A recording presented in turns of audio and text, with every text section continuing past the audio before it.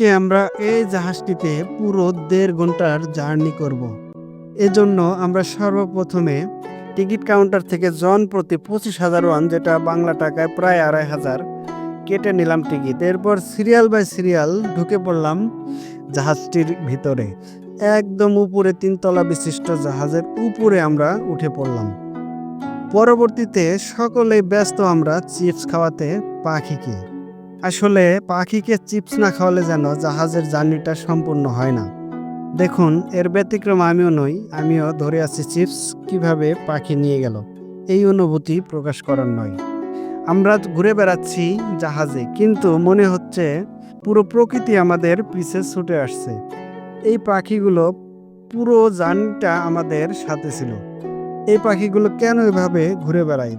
এর কারণ হচ্ছে আমরা যারা ঘুরতে আসি এই সমুদ্রের তীরে, প্রত্যেকে চেষ্টা করি পাখিকে চিপস খাওয়ানোর।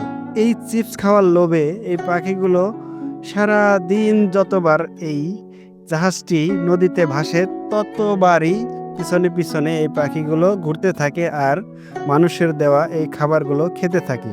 এই দৃশ্যটা উপভোগ করার জন্যই মূলত প্রত্যেকে ছুটে আসে একবার সমুদ্রের তীরে।